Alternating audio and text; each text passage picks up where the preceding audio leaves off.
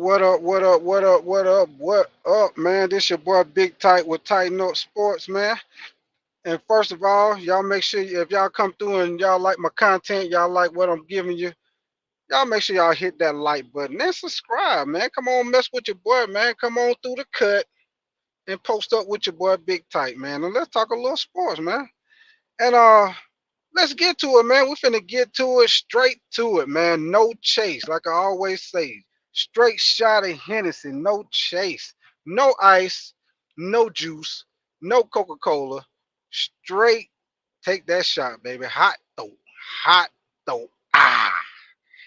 But yes, sir. Let's get to it, man. This show right here, we're gonna talk about your start and sits as far as your wide receivers for Week 5.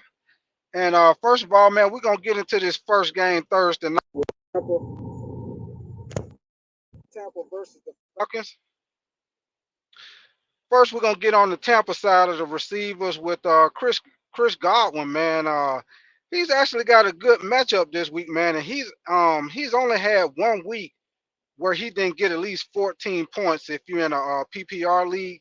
So listen to that, man. He only had 1 week out of the first 4 weeks that he didn't get at least 14 points in the PPR league. So if you're in the PPR league, you most definitely want to start Chris Godwin tonight against the Falcons because he more works in the slot. He moves around a little bit more than Mike Evans does. Mike Evans, he might end up getting a matchup with AJ Terrell. They might have AJ Terrell follow him or whatever, but because Mike Evans, you still want to at least put him in the flex because he always had that big play opportunity, man. So, but I will more start Chris Godwin with this game. He has the better opportunity for this game to have a higher scoring point game. As far as with Tampa defense right now, they're allowing the ninth fewest receiving yards to receivers, and they're allowing the fifth fewest fantasy points to receivers. And in 4 weeks, they have only allowed one receiving touchdown. So that lets you know their pass defense has been pretty stingy these first 4 weeks. So with Drake London, Darnell Mooney, I'm most definitely sitting Darnell Mooney. Drake London, because he gets most of the targets, I wouldn't sit him. I'll put him in the flex. Um, Tampa, they don't really have just like a shutdown cornerback like that. So, he's going to get some targets. So for me, I'm more, Drake London, he's more like a flex with me, or depending on how many receivers you have, you're playing in your fantasy league, maybe a number two, number three receiver in your lineup. Moving on along, going to the Jets and the Vikings game. First of all, with Justin Jefferson, like I always say, man, I don't give a fuck who Minnesota is playing, who Justin Jefferson is going against. I know the Jets got Sauce Gardner, but one thing I don't know if a lot of y'all know, Sauce Gardner don't really. He's not a follower. He doesn't really follow receivers around on the field. He pretty much stays on his side of the field. So look for them to move Justin Jefferson around, maybe in the slot on the opposite side of the field. So Justin Jefferson, he most definitely going to get his targets. He's going to get his volume. And if for some reason they shed they shed the coverage towards Jefferson, and he might be getting doubled a little bit. Jordan Addison, he would also be a good flex if they do that because he most definitely would see more targets if they shed the coverage to Jefferson. So I would put him as a flex. Jalen Naylor, I'm sitting him, man, because he don't get enough volume for me. So I'm sitting him. And also, fun fact, man, this is the first game that they're playing in London this year. So, big ups to the Jets and the Vikings for getting that first game in London this week. And as far as with the Jets defense, they are allowing the fifth fewest yards and the eighth fewest fantasy points to wide receivers. So they got a pretty good stingy secondary, man. They're not really giving up a lot on the secondary. But like I say, with Justin Jefferson, you just can't sit him, man. That dude, he run routes too good. He just too good of a receiver. And like I said, don't forget, Sauce Gardner do not follow receivers. He's not the type of cornerback that follows you. So look for them to move him around and get him away from that. Unless they share the coverage to him, then Jordan Addison will probably have a better game. But most definitely starting him. Jordan Addison put him in the flex.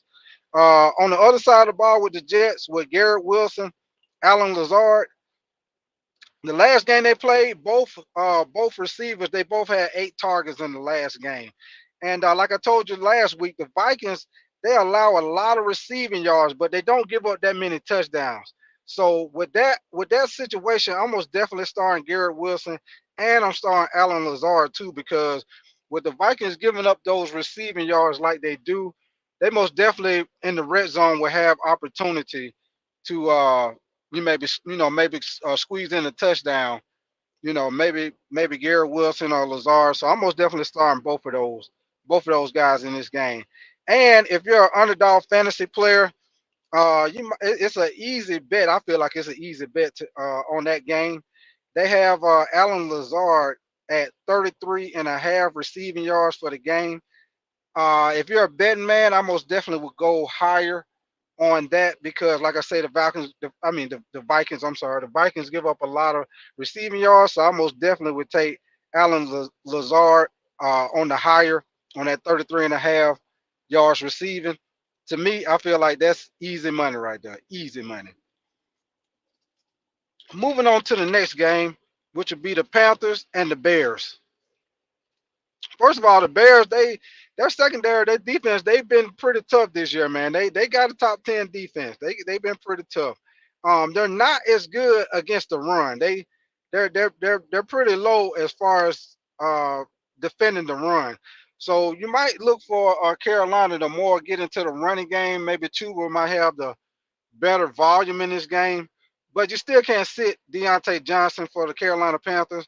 I most definitely at least put him at your wide receiver too, because he gets the volume. He gets more. He gets a lot of targets, and I most definitely believe the Panthers are going to move him around and try to find ways to get him open to get him the targets.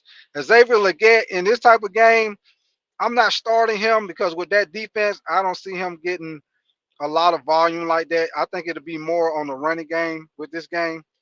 As far as with the Chicago Bears, most definitely starting DJ Moore. But it all depends on the quarterback, man, because Caleb Williams, he hasn't really been like putting up the numbers. He did have one game where he had over 300 yards, but he haven't really been putting up the stats like that. Last week, DJ Moore had like 6 targets.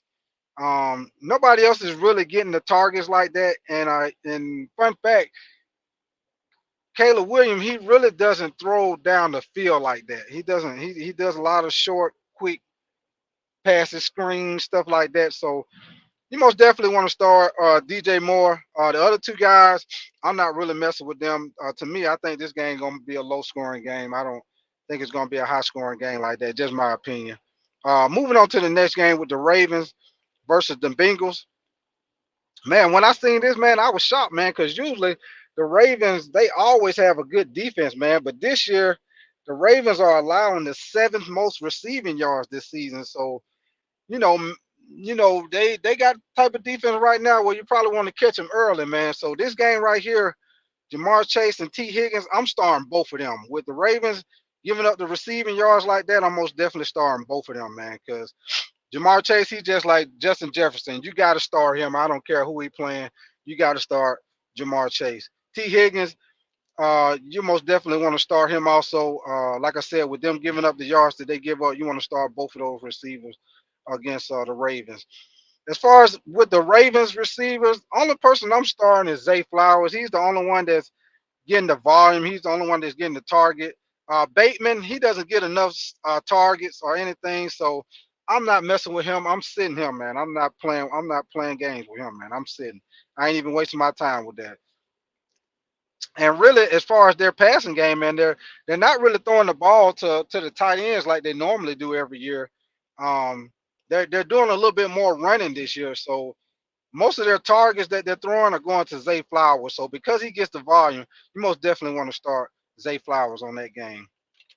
All right, moving on to the next game. We're gonna jump into the Washington Redskins. I mean the Washington Commanders. I'm so used to saying the Redskins. The Commanders versus the Browns. In this game right here, you most definitely want to start Amari Cooper, man, because Washington is allowing the most fantasy points and touchdowns to receivers. And also, Amari Cooper is my tighten up receiver of the week, man. I look for him to have a big game against Washington because they give up so many points and touchdowns to receivers every game. Also with Jared Judy, man, he's been averaging 10 fantasy points per game. So you most definitely want to put him in the flex. And with Washington giving up yards like they do, you never know. He might end up having a pretty good game too. He might slip in a touchdown on that. As far as with Terry McLaurin with the Commanders, he always has that big play ability.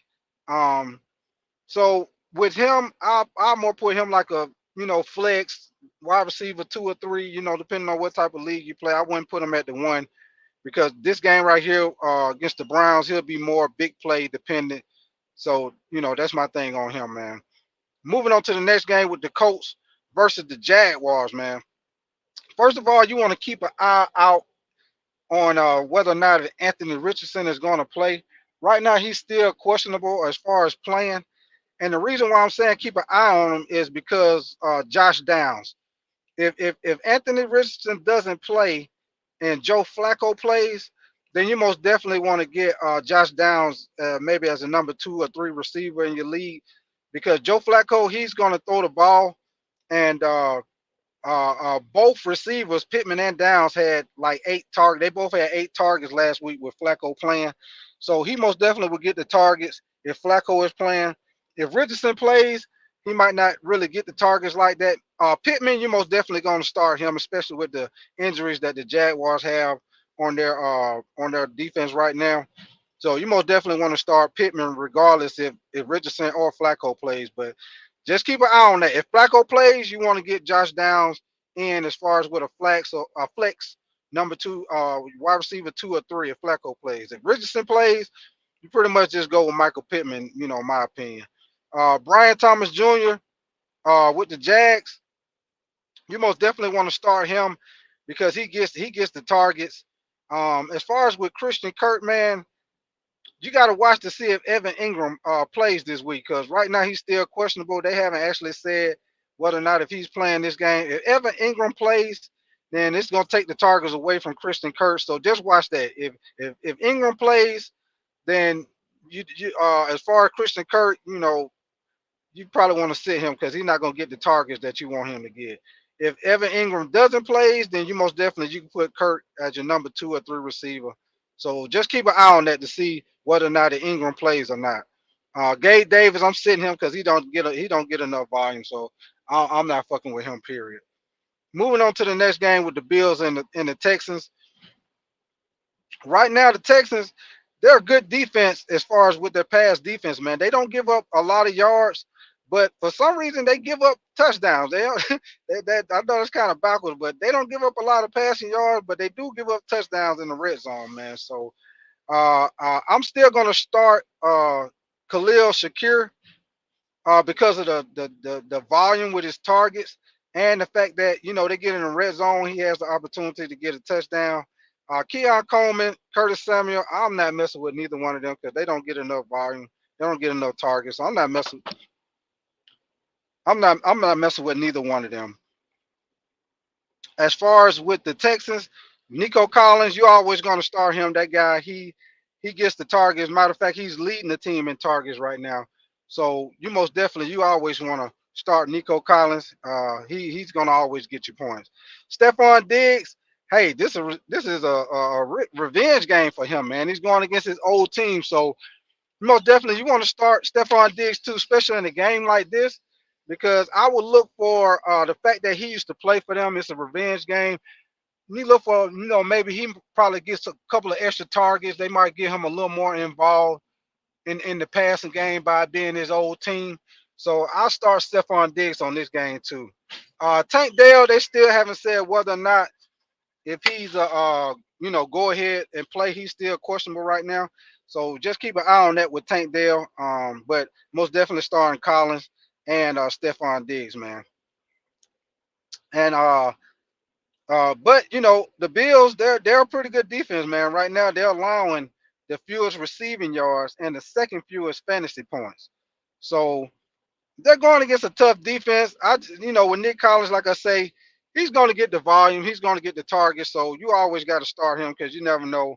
He might, make a big play. He might get into the end zone. But so you always start Nico Collins. Like I said, Stephon Diggs, you can use him as a flex or a number 2 or 3 receiver, because the fact that he's gonna catch some passes, but by this being a revenge game, he might get a couple of extra targets, with this game right here. Moving to the next game, we're gonna get into the Raiders versus the Broncos, which this game right here is a shitty game, man, because Devontae Adams, he's not playing. They got the rumors going on right now about him might be getting traded, so they not playing him. I know they're saying something about he hurt, but I don't believe he hurt. I believe they got him sitting so he don't get hurt, just in case that they do have a good deal come up and they trade him, man. As far as Jacoby Myers, man, I'm not messing with him neither, man, because the Raiders they're having a problem at the quarterback position. So I'm not messing with neither one of these guys, man. If I mess with anybody on their offense, it'll be the tight end, Brock Bowers. I'm not messing with neither one of those receivers, neither one of them, man. And even with Jacoby Myers, man, with Patrick Surtain, he might end up being on him, and that's going to take him out the game regardless. So, like I said, I'm not messing with none of the Raiders receiver, man, with their quarterback situation going on, and especially with Adams not playing. As far as with the Broncos, Cortland Sutton, I mean, you could put him in the flex because he gets the targets.